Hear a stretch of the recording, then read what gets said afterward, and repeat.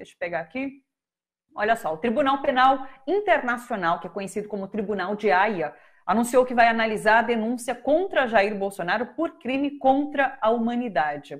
A denúncia foi apresentada pelo PDT, que listou uma série de posturas do presidente brasileiro, minimizando e contrariando as orientações de cientistas no combate ao novo coronavírus. O documento cita, por exemplo, o fato de Bolsonaro chamar a Covid-19 de gripezinha, a participação do presidente em manifestações e declarações contra o isolamento social. Aqui no Brasil, hoje, o Tribunal Superior Eleitoral deve começar a debater processos de cassação de chapa Jair Bolsonaro e Hamilton Mourão. O TSE recebeu 4 processos que pedem essa cassação da chapa. Ainda não há data definida para a votação, mas o resultado pode sim levar ao cancelamento das eleições presidenciais de 2018. Eduardo Pazuello, ministro interino da Saúde, está prestando esclarecimentos na Câmara dos Deputados sobre as alterações que o Ministério fez no cálculo e divulgação de informações sobre a Covid-19 no Brasil. Isso acontece agora. Nesse momento, Pazuello está na Câmara dos Deputados. Pazuello é inquirido na comissão externa da Casa, que acompanha a pandemia do novo coronavírus no país. A falta de transparência na divulgação mobilizou veículos de imprensa que se uniram num consórcio e resolveram coletar os dados juntos às secretarias de saúde estaduais e produzir, então, um boletim independente. Ontem à noite, esse consórcio e também o Ministério da Saúde do governo divulgaram dados diferentes sobre casos de coronavírus no Brasil. A gente preparou até uma tabela para vocês acompanharem juntos. Olha só, enquanto o Ministério da Saúde afirma que 679 pessoas morreram em 24 horas, o consórcio computou 849 mortes nesse mesmo período. De acordo com o governo, foram 15.659 novos infectados. Já o consórcio levantou 19.631 casos novos. Segundo o consórcio, já morreram 37.312 pessoas no Brasil. O governo diz que são 37.134 pessoas. O número de infectados, de acordo com o grupo de comunicação, é de 711 mil pessoas.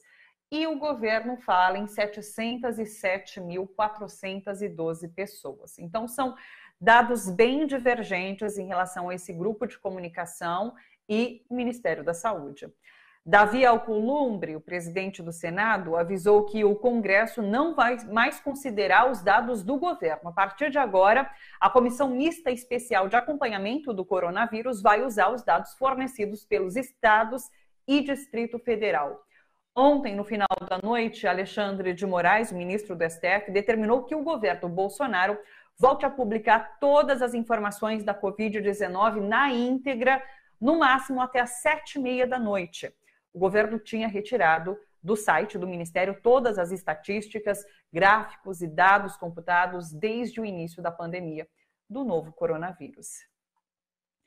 O líder do PT na Câmara dos Deputados, Enio Verri, apresentou um projeto de decreto para suspender a portaria que anulou a anistia política concedida a 297 militares da Força Aérea Brasileira. Assinadas pela ministra Damares Alves, essas portarias alegam a ausência de comprovação da existência de perseguição política. Essas portarias não pedem a devolução das indenizações já pagas pelo Estado, mas suspende as pensões e, sobretudo, o reconhecimento de que todos foram vítimas da ditadura militar. Acontece hoje a cerimônia de sepultamento de George Floyd, cidadão americano, negro, sufocado até a morte por um policial branco. Floyd foi assassinado na rua no dia 25 de maio e desde então milhões de pessoas iniciaram uma onda de protestos antirracistas no mundo todo. Milhares de pessoas passaram hoje pelo velório de Floyd em Houston. Do lado de fora houve uma vigília durante a madrugada. Floyd tinha 46 anos, deixou 4 filhos. Derek Chauvin, policial que foi filmado matando George Floyd, esteve ontem pela primeira vez numa audiência. Uma juíza arbitrou 2 fianças para que ele responda ao processo em liberdade. Olha só, se pagar $1 milhão, o policial é solto, mas tem que cumprir algumas condições, como, por exemplo, não se aproximar de ninguém da família de Floyd. Se pagar $1.250.000, o policial é solto sem cumprir restrições impostas pela justiça. Por enquanto, o policial continua preso. Sobre tudo isso, a gente conversa agora com o sociólogo Silvio Cacciabava, que é diretor do jornal Le Monde Diplomatique Brasil. Oi, Silvio, tudo bom? Oi, Thalita. Como vai? Tudo bem. Tudo certo por aqui também. Silvio, a gente já conversou outras vezes sobre impeachment de Jair Bolsonaro. Agora essas outras duas frentes também indicam possibilidades. Então, cassação de chapa por meio do TSE e também o Tribunal de Haia, que parece, eu não conheço muito bem, mas não costuma aceitar facilmente denúncias. E agora aceitou essa denúncia feita contra o governo Bolsonaro, vai analisar esse processo, né? O que tudo isso indica?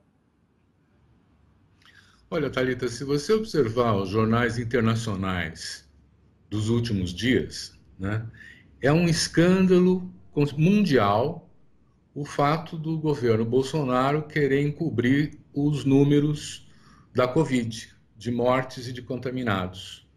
Porque um dos instrumentos para você ter o controle e poder operar o combate à Covid é justamente aferir como está indo, se a curva está baixando, se está aumentando e o que precisa ser feito. Esses instrumentos estão sendo omitidos, estão sendo escondidos. Aliás, um padrão de conduta do governo autoritário que nunca se abriu a oferecer informações de nenhum caráter. É importante o julgamento do Tribunal de Haia do ponto de vista da dimensão internacional que ele tem e da legitimidade que ele tem. Ele foi constituído para enfrentar crimes contra a humanidade, né? E, de fato, o julgamento do presidente Jair Bolsonaro, provavelmente vão condená-lo, né? É algo que vai ter também uma repercussão mundial e vai influir também aqui, né? E os dados da Covid é realmente impressionante, porque nós temos que enfrentar uma pandemia que já está matando dezenas de milhares no Brasil. E nós temos notícia de que o dinheiro para combater a Covid, que foi especialmente destinado a isso, continua no Ministério da Saúde em grande parte, não foi repassado para governos de estado, para municípios, provavelmente por conta da oposição entre governadores e governo federal, não é? E isso tem prejudicado muito a possibilidade do tratamento no território das questões da Covid, né? É preocupante, né? Com relação às manifestações dos Estados Unidos, elas são uma surpresa positiva, né?